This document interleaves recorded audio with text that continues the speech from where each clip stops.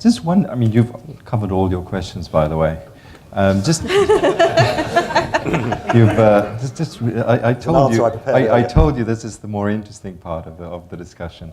Just one, maybe looking forward, Chris, you just mentioned that, you know, and I agree, I mean, we were there, and it was most definitely, it was a compromise, you know, to get to the point of three regulators agreeing, and we all see it as sort of a stepping stone moving forward. If you sort of wanted to put your, you know, as a visionary, your hat on, how would you want for us to go further, you know, as the regulators? What are the next things we should be looking at within the context of this protocol? I just criticise, I don't come up with ideas. Yeah. I think some of those wrinkles we talked about, you know, small things, the fee cycle, the custodian thing, you know, and then I think the next, I mean, if you really wanted to get into it, if this could be something that could be extended, so, you know, I know there's lots of practical difficulties here, but if you could say, well, let's extend the kind of concept of the passporting and say Saudi Arabia signed up, now that would be of extreme interest. You know, you said wish list, right? If you have a GCC passporting, that would be extremely interesting, and that would balance out some of the quirks, you know, for us. I think that would be it. Secondly, I think issues around foreign funds, i.e. non-DIFC domicile funds, should be looked at.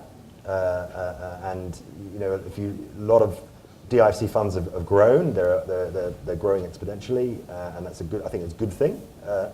But in terms, if you look at the balance of funds, non-UAE domiciled funds registered at ESCA, it's predominantly, you know, foreign funds in DFSA jargon. So I think that's something that should be looked at and potentially added. There's some issues, I understand. Clarity around feeder, master feeder. I mean, so, you know, if you've got a Luxembourg platform, that's a big time-intensive, expensive exercise. You're not going to wrap that up. Yeah. You know, so if you know, potentially making it slightly easier or clearer or okayed that you push in a feeder in DIFC. I mean, things that qualifies as a domestic fund, which would qualify as a domestic fund. Yeah. So those things I think would be very interesting. The Saudi thing would obviously be great, but let's focus on what would be more achievable, and then those things I think would be more achievable, and definitely give this thing a bit of a. But it's early days, and in some circumstances, you know, I would clearly see the benefits for certain types of fund here in DIFC, and who are targeting very limited nature of some investors. Then I think it's easier. And actually, I suppose the other practical thing is I think the DFSA registration will probably be quicker than ESCA. Yeah. You know? Chris will make sure of that. Yeah. Well, I mean, ESCA say 30 days and they live up to it, which is fine. So, you know, those kind of issues. But here's the interesting question, and this is for all of you. I think it's no secret that when we first went to ESCA with this whole thing, and quite a few of those long delays in this process related to the potential of putting foreign funds onto this protocol, meaning that if you were a DIFC regulated fund manager, that if you take the thinking behind the protocol, which is we as regulators now recognize each other. I mean, the document doesn't say that they recognize each other as peer regulators, so let's not go there. I don't want to speak on behalf of the DFSA. But there's a clear recognition that if you guys regulate a particular fund, that I feel that it's being dealt with, okay? And then it's a very short step, you know, further to say, well, if you're an international fund house, or you're a private bank that has a suite of products, you are regulated within the context of DIFC, and I trust you, you know, for being regulated well. Why not then add the full suite of products onto the passporting regime? So that, as you can imagine, was a you know, key point of contention, and ultimately, you know, one that we had to relent on. What was the concern of ESCA, to the extent you could say, just out of interest? I think it is that I mean, unfortunately, there have been events in DIFC of late where certain private equity houses would hold themselves out as DFSA regulated. But if you go look at how their structure worked, there was a small delegation into DIFC on some funds, but it was essentially a Cayman unregulated structure. So I think there were legitimate concerns. Yes, the guy coming out of Lux, the private banker coming out of Switzerland, you would presume that those guys do it properly, but I don't think that there was comfort that everybody would do it in a way that's acceptable. So we ultimately had to relent, but I think, the question I want to put to the audience and to you guys is, I mean, it does now present an opportunity to there's actually a real competitive advantage now in setting up a domestic fund in the DIFC. People that previously would have said, look, I'm going to do this on private placement and on reverse solicitation in any event and try and work through the exemptions. It does, and to my mind, there is a little bit of a silver lining. I don't know what's the view of the rest of you guys. I think I see my compliance officer here. If we implement these protocol rules to DIFC domestic funds, he will definitely sleep better at night. Because it has been somewhat artificial what we have today or had today before this day when the protocol has been implemented. We're talking about, and again back to the UK maybe for a minute, let's not forget that what we had before was really an artificial landscape. We had a very small country with 3 security regulators. And I'm not referring to the UK in that respect, but it is as if we had, Scotland, Wales, and England had different security regulators, and you could not distribute into each other territory, which was the case here. And I think what we're seeing now is actually getting finally to a stage where indeed the UAE may become homogeneous. I think that's a great start. It's evolution, I think, for many looking from the outside into our jurisdiction more than a revolution. Testament, however, is it that if I look at you, and we're over 100 people here, and mainly people I assume who have been here for a while, see that truly as a revolution. And kudos to the DIFC and the other regulators to make this happen. I really do hope that it doesn't stop here. Chris alluded to that, others as well.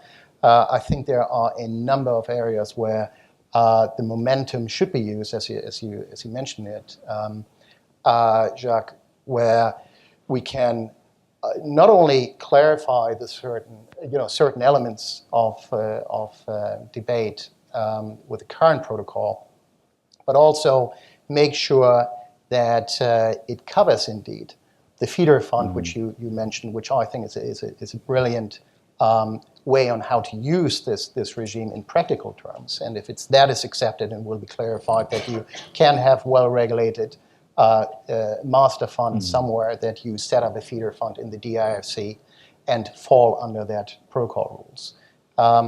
Whether or not the price or the fee structure is right remains to be seen. Another one, and Chris mentioned that, indeed, I think it needs to be expanded further to include foreign funds. Again, you can start slowly with tier 1 jurisdictions and then move further down. And if you hit Cayman, remains to be seen. And I come back to that in a minute. Further, I think what I would like to see is, and many of you are more in, I assume, in the area of distribution, and you don't stop in the UAE. You want to distribute to Saudis specifically, and we're engaged in that as well, within the confines of law, of course, is that you need to open up that barrier. And whether or not this will be done by the 3 regulators together, or if the DFSA takes a helm here and saying, if you don't want to, if Abu Dhabi doesn't want to move and ESCO doesn't want to move, that's fine. But we open up the door. Whether or not Saudi is interested at all in that, or maybe just the King Abdullah financial city or exactly. free zones But within I Saudi. think this is really what people are waiting for, because the market, ultimately, the UAE market is small. And we just had 3 very small markets, made that just about a small market now. I think we have to move on from that. One further point, just as you asked, Chris, what can be done further, I think it has to go beyond just investment funds. Ideally, the recognition, again, of the regulators to a certain extent, as it relates to funds and investment funds, domestic funds is good. It has to go beyond that. It has to go to structured products. It has to go to other financial products. Yeah, some of that obviously involves the central bank. We started with the securities regulator. Structured products always, fell within the remit of the central bank, so it's slightly different. And I know it's very difficult. But at the end of the day, and coming back to the investment funds, we're all people working in asset management know that ultimately the most important part of a fund is not essentially its set of regulations which governs it. It's not. I hate to say. The legal officers or the compliance officers, actually the people who are able to distribute the fund and get money into the fund. Mm-hmm. Money and investors are the most important things which drive the success or failure of a fund. What we are doing, just briefly, at Gateway, we're a fund platform. At InvestBridge, we're an investment manager. So I see both DIFC funds, which probably will take advantage of this regime, quicker than us as an asset manager. Mm-hmm. And I tell you why. Because DIFC funds on a platform essentially and quite clearly look beyond just distributing and crossing that artificial barrier of promoting and marketing in or from the DIFC. They want to drive down to Abu Dhabi and come back with money. Indeed, our compliance officer wants to make sure that the person driving down to Abu Dhabi does that within the confines of law and regulations. When it comes to investment management beyond DIFC funds, and I assume many of us are here covering that as well, we do that under InvestBridge. We're structuring products and structuring funds, and because of ease and cost, we do that predominantly in the Cayman Islands and other offshore jurisdictions. Yes, and we distribute these in or from the DIFC for whatever that practically means. This is the mass of the market. This is where the real bulk of the business and assets lie, and that is where the real opportunity lies.